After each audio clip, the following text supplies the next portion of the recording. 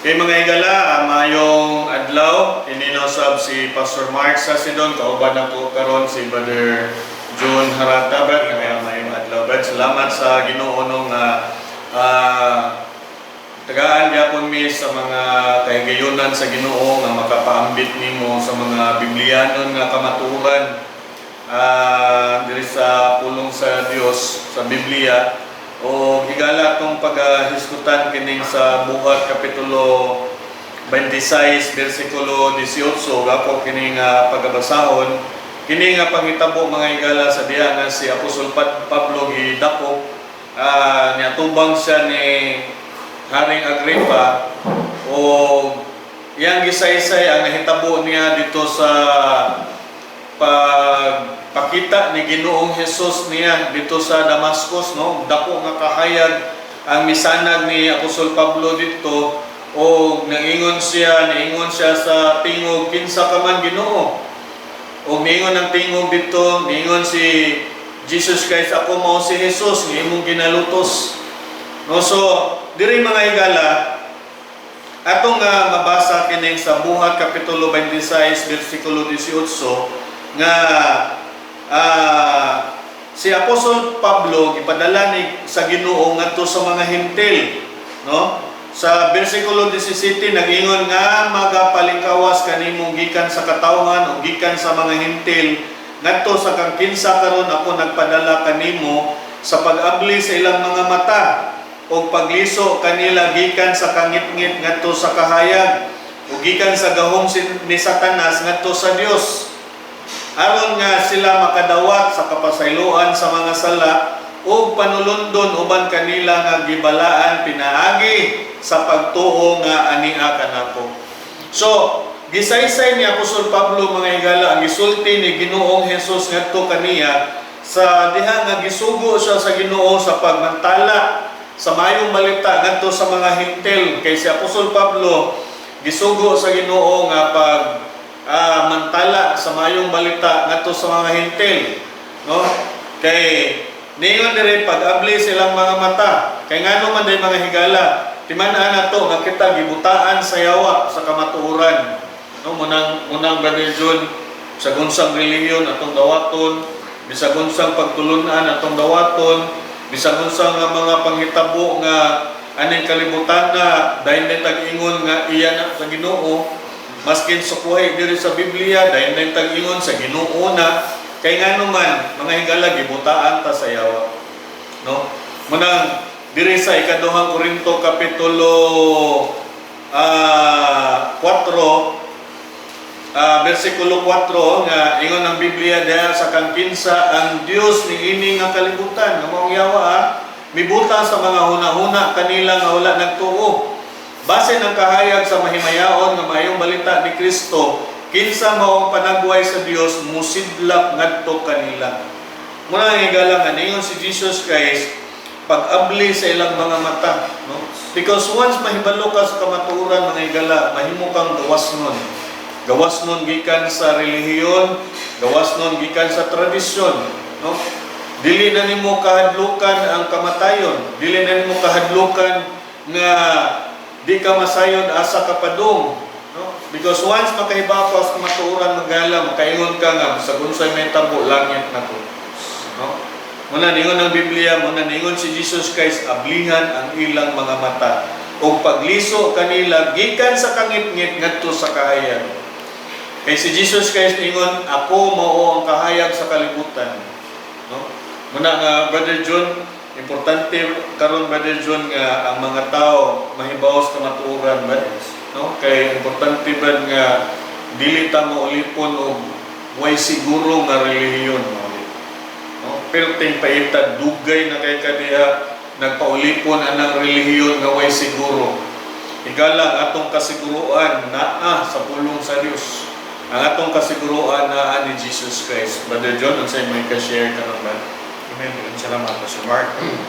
Ang text nga itong diskutan karong lawa, ini Buhat 26, 18. Ingon ang pulong sa Ginoo, sa pag-abli sa ilang mga mata o pagliso kanila gikan sa kangit-ngit ngadto sa kahayag ug gikan sa gahom ni Satanas ngadto sa Dios aron nga sila makadawat og kapasayloan sa mga sala ug panulundon uban kanila nga gibalaan pinaagi sa pagtuo nga ania kanako pag-abli sa ilang mga mata. Meaning to say, kanang pag-abli sa imong mga mata nga higalang, makadungog ka sa dihang makadungog ka sa pulong sa Ginoo. That's right. Sa dihang makabati ka sa wali or preaching nga naghisgot og kaluwasan pinaagi ni Kristo.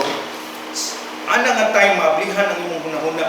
Kay kita mangod ug di ta ka bati or di ta mashiran sa pulong sa Ginoo ug unsay tradisyon ug unsay namat-an ato nga kahayag diri sa kalibutan mao gina ang usually ang pagkabuhaton. Di ta makadungog sa mensahe nga gusto ipaabot sa Ginoo diri sa atong kinabuhi. Kay the moment nga makadungog kag mensahe sa kaluwasan nga pinaagi ni Kristo, ang Ginoo nay katuyuan sa imong kinabuhi. Dili siya gusto nga magpabilin ka diha. Dili siya gusto nga sa dihang kuhaon na kaniya maimperno ka. Ang Ginoo nay katuyuan diha sa imong kinabuhi. Kay usan ni mga adlaw kining tanan ato ni siyang biyaan. Usan ni mga adlaw mga tubang ta ngadto sa Ginoo. Unya og wa ka maluwas ug wala nimo madawat si Kristo sa imong kinabuhi, nagpabilin ka sa tradisyon ning kalibutan na I can guarantee dili jud ka kasulod sa ginarihan sa Dios. Kay ang imong basihan ang imong kinabuhi ug mingon ka nga unsay namat-an imong kahayag mauna ang imong pakamatyan. Siguraduhan lang nga kanang kahayag iya na sa Ginoo. That's right. Iya na sa Ginoo kay ug dili gani na iya sa Ginoo, iya na sa yawa. Gilingla lang gid ka sa yawa mo ingon siya nga ugikan sa gahom sa Satanas. Gahom na sa Satanas nga linglahon kaniya nga dili ka gusto nga paminaw og pulong sa Ginoo, dili siya gusto nga si Kristo musugod sa imong kinabuhi kay ang tanawon sa tao sa imong kinabuhi tungod ang imong religion usab. No. Wala mi nagwali nga para ang imong relihiyon usab kun dili makabaton kag relasyon ngadto ni Kristo. That's right. O niyang gusto ingon siya ug gikan sa gahom ni Satanas ngadto sa Dios aron nga sila makadawat og kapasayloan sa mga sala. Kapasayloan sa mga sala. Wa may laing mo pasaylo sa atong mga sala. Wa may laing namatay gilubong og nabanhaw si Kristo raman. Ug kana nga gasa wa gina siya ibayad, dili na nato siya kinahanglan haguan tungod kay ang kaluwasan grasya gikan sa Ginoo. Ingon ang pulong sa Ginoo sa Roma kapitulo 5 bersikulo 9. 5:9 ingon ang pulong sa Ginoo. Nan mas labaw pa ingon nga karon namatarong na pinaagi sa iyang dugo. Kita maluwas gikan sa kapungot pinaagi kaniya. That's right. Sa sinugdanan pa lang ang Ginoo nga nagay kapungot sa mga tao na dili motuo sa iyang pulong. Para maluwas kaniya ang kapungot, kinahanglan nga si Kristo musulti di sa imong kinabuhi. Kinahanglan makabaton gid ka og kaluwasan nga pinaagi niya, dili pinaagi sa imuha, dili pinaagi sa imuhang relihiyon ug asa ka karon, kundi pinaagi lamang ni Kristo. Right. Imagine nimo, nagpakamatay gud siya dito sa cross tungod og alang sa kapasayloan sa tungod nga sala. Na dili man unta tatapos kay gikan iya ta ni Satanas kani adtong nga panahon. Sa pagkasala pa lang ni Adan ug iba.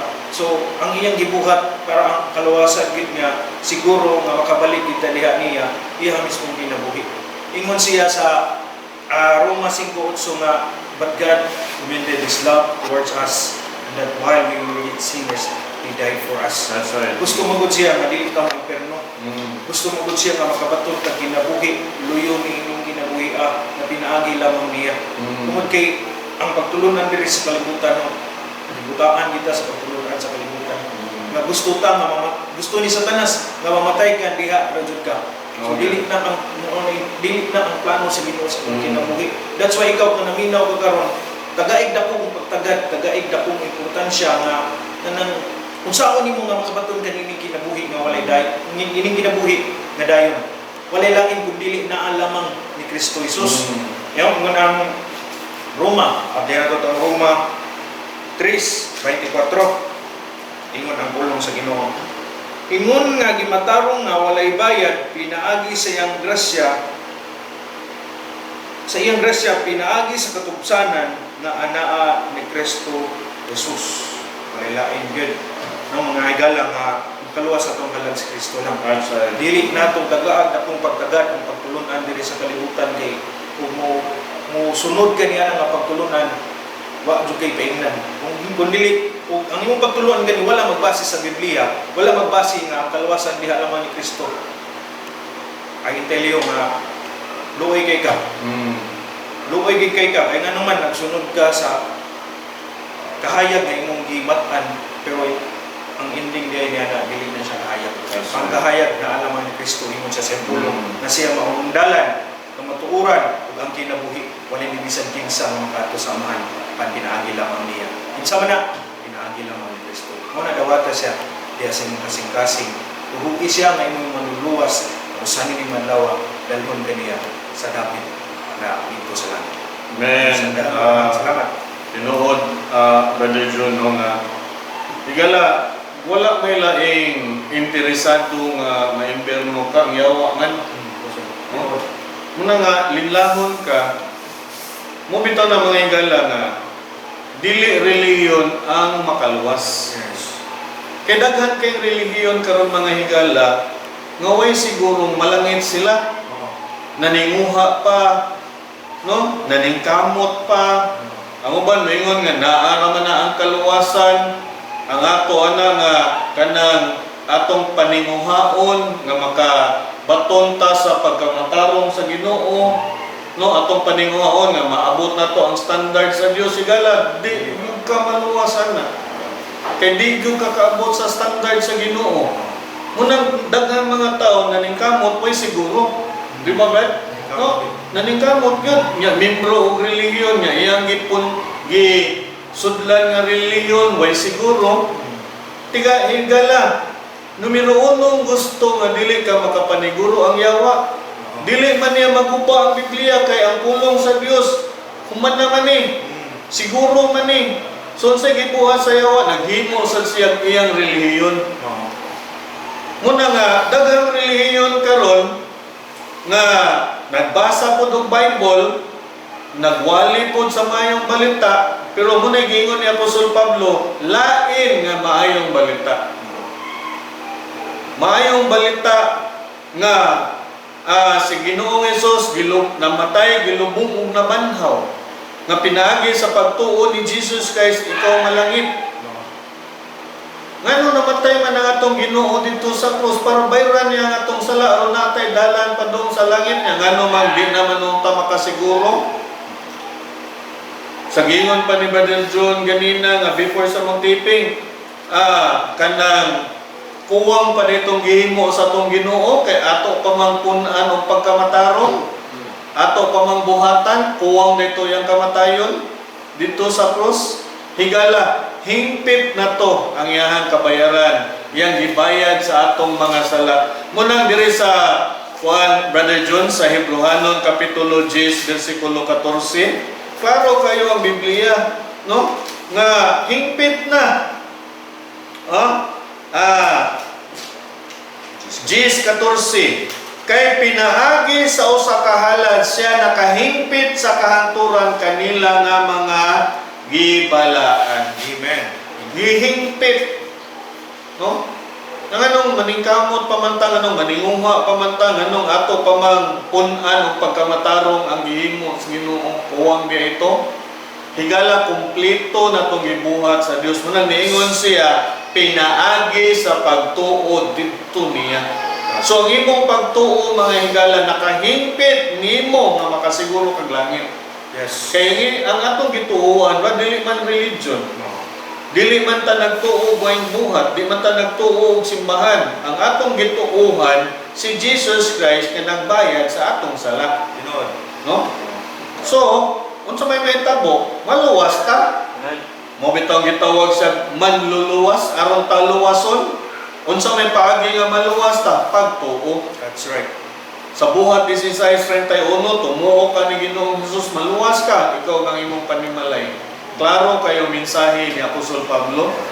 Kay katong mensahe ang nadawat gikan sa Ginoo, di man to gikan tao. Gikan to sa Dios. Muna niyon si Jesus guys, pinaagi sa pagtuo nga ania kanako. So igala kung mutuo ka, malangit ka. Daghang salamat og pininausab si Pastor Mark, ginaot ni higala nga malamdagan ang imong unahuna. Kauban ako karon si Brother June Harata ug kami magaingon kanimo ang Dios magapanalangin mayong adlaw ninyong tanan. Kung ikaw nagatuo sa pulong sa Dios mahitungod sa kaluwasan, pagampo ani nga inampuan, Ginoong Hesus, usa ako ka makasasala ug dili angayan sa langit. Salamat sa imong kamatayon didto sa krus alang sa kabayaran sa akong sala. Pasaylo ako sa akong mga sala ug akong angkunon si Ginoong Hesus nga akong manluluwas. Pasudla si Ginoong Hesus sa akong kasing-kasing kay gusto kong malangit. Sa ngalan ni Ginoong Hesus Kristo. Amen.